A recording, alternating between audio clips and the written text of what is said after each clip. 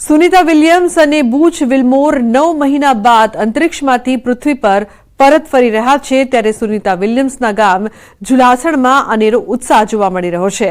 ઝુલાસણના દીકરી હોવાથી દોલા માતાજીના મંદિરે અખંડ દીવો શરૂ કરાયો હતો। સાથે જ 108 હવન કરવાની બાધા પૂજારી દ્વારા માનવામાં આવી હતી। સુનિતા વિલિયમ્સ જ્યારે પૃથ્વી પર સફળ લેન્ડિંગ કરશે ત્યારે ગામની શાળામાં તેનું લાઈવ સ્ક્રીનિંગ કરાશે।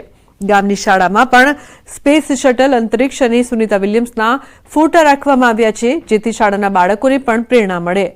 મહત્વનું છે કે વર્ષ 2014માં જ્યારે તેઓ પ્રથમ વખત પિતા સાથે ઝુલાસણ આવ્યા હતા, ગામ લોકોનું કહેવું છે કે જ્યારે તેઓ પ્રથમ વખત સ્પેસ યાત્રા પર ગયા ત્યારે ગણપતિજી અને દોલા માતાજીની પ્રતિમા અંતરિક્ષમાં લઈ ગયા હતા।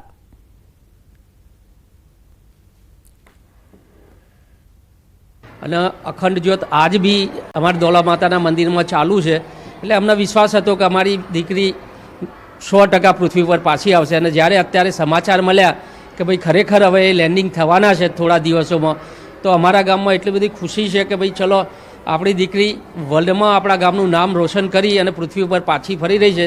વિદ્યાર્થીઓનો આનંદ સાથે સાથે ગામના લોકોનો આનંદ અને શિક્ષકોનો આનંદ અનેરો છે। અને અમે બધાએ જ્યારથી ખબર પડી છે કે હવે 9 મહિનાના લાંબા ગાળા બાદ સુનિતા વિલિયમ્સ પોતે પૃથ્વી પર પરત ફરી રહ્યા છે અને હેમખેમ પરત ફરે એ માટે શૈક્ષણિક સંસ્થાઓ, હાઈસ્કૂલ અને પ્રાથમિક શાળા આ બંને જગ્યાએ વિદ્યાર્થીઓની પ્રાર્થના ચાલુ છે। સુનિતા વિલિયમ્સ 9 મહિના બાદ જે સ્પેસ શટલમાં પરત ફરી રહી છે, અમેરિકા ત્યારબાદ પરત ફરશે, પરંતુ તેમનું સ્વાસ્થ્ય સારું રહે તે માટે આ ગામની દીકરી તરીકે અનેક બાધાઓ રાખી છે, અનેક લોકોએ માનતાઓ પણ કરી છે, હોમ હવન પણ કરવામાં આવી રહ્યા છે। આ એ જ ગામમાં અત્યારે હાલ અમારી ટીમ ઉપસ્થિત છે। ગામ છે મહેસાણાનું ઝુલાસણ ગામ કે જે દીકરી હોવાના નાતે અહીંયા લોકો તેમના માટે અતૂટ શ્રદ્ધા રાખી રહ્યા છે, વિશ્વાસ રાખી રહ્યા છે। અને એક મહાત્મા એ પણ રહેલું છે કે આ દોલા માતાનું મંદિર ગામતોડાનું મંદિર છે કે જ્યાં કોઈ પણ બાધા રાખતા હોય છે તો તેમને સવારે બાધા રાખતા સાંજે તેમને આ બાબતનો પરચો મળતો હોય છે। અને તેમના પિતા સાથે અહીંયા અનેક વખત દર્શન કરવા માટે પણ સુનિતા વિલિયમ્સ આવેલા છે। ત્યારે ફરી એક વખત જ્યારે સફળ લેન્ડિંગ થઈ જાય તે માટેના અનેક આયોજનો જે છે તે ગામ તરફથી કરવામાં આવ્યા છે। કેમેરામેન નીલેશ સોસા સાથે મૌલિક દામેચા, ન્યૂઝ 18 ગુજરાતી, મહેસાણા, ઝુલાસણ। તો અંતરિક્ષ યાત્રી સુનિતા વિલિયમ્સ અને બુચ વિલમોર આખરે બુધવારે પૃથ્વી પર પરત ફરશે। છેલ્લા 9 મહિનાથી તેઓ અંતરિક્ષમાં હતા। તેમની વાપસીના સમાચારથી દેશવાસીઓ ખુશ છે। ત્યારે અમદાવાદ રહેતા સુનિતા વિલિયમ્સના ફોઈના દીકરા દિનેશભાઈ રાવલે ન્યૂઝ 18 ગુજરાતી સાથે વાત કરતા ખુશી વ્યક્ત કરી। નહીં થયેલી સુનતા પાસે એટલી બધી અજબ ઐશ્વર્ય હિંમત છે કે જેની કોઈ વાત કરી શકે નહીં।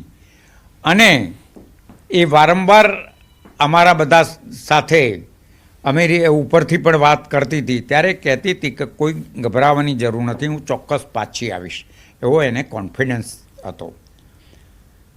આજની તારીખમાં એ જ્યારે પાછું આવવા માટેનું પ્લેન ત્યાં પહોંચી ગયું છે અને બધી તૈયારી થઈ રહી છે, 19મીએ એ પાછી આવી જશે, ત્યારે અમારા માટેની બહુ ગૌરવ, આનંદ, મારા માટે નહીં સમગ્ર ભારત, ગુજરાત, મારા ગામ અને અમદાવાદ શહેર માટે આ બહુ ગૌરવની વાત છે। ગુજરાત માટે તો ખરી પણ અમદાવાદ શહેર માટે બહુ ગૌરવની વાત છે કે એક ગુજરાતની છોકરી એ આટલું બધું ગૌરવ પ્રદાન કરે છે અને ખૂબ આનંદ છે।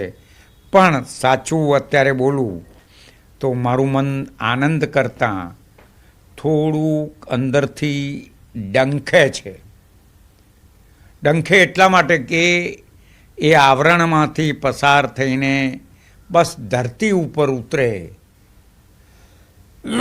એટલે અમને આનંદ થઈ જાય। અન્ય સમાચાર અરવલ્લીથી। અરવલ્લીમાં હિટ એન્ડ રનની ઘટનામાં 3 લોકોના મોત નીપજ્યા છે। શામળાજી અણસોલ પાસે સર્જાયો અકસ્માત। ટેન્કર ચાલકે બાઇક સવારોને લીધા અડફેટે। અકસ્માતને લઈને મોડી રાત્રે ગ્રામજનોએ નેશનલ હાઈવે પર કર્યો હતો બ્લોક। કલાકો સુધી હાઈવે બ્લોક કર્યા બાદ જિલ્લા એલસીબી, એસઓજી, શામળાજી પોલીસે મામલો થાળે પાડ્યો છે। તો સર્વિસ રોડ પર પૂર ઝડપે જતા વાહનો પર રોક લગાવવાની હતી માંગ। 3 યુવકોના મોત મામલે ગુનો દાખલ કરીને કાર્યવાહી હાથ ધરાઈ છે।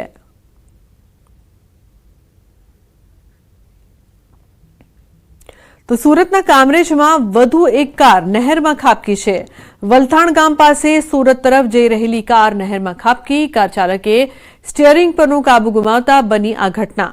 કાર ચાલકનો આબાદ બચાવ થયો છે. ક્રેન વડે કારને બહાર કાઢવામાં આવી હતી. તો કાર ચાલકનો આબાદ બચાવ. સુરતમાં આદમખોર દીપડાનો આતંક જોવા મળી રહ્યો છે. ખેતરમાં કામ કરતા મજૂર પર કર્યો હુમલો. બારડોલીના ઉતારા ધામદોડ સીમની ઘટના. દીપડાના હુમલાથી લોકોમાં ભયનો માહોલ છે. આંબાવાડીમાં કામ કરતા મજૂર પર દીપડાના હુમલાથી સ્થાનિક લોકોમાં ફફડાટ જોવા મળ્યો હતો. લોકોએ કહ્યું કે અગાઉ પણ આવી ઘટના બની હતી, ત્યારે ફરી દીપડાના હુમલા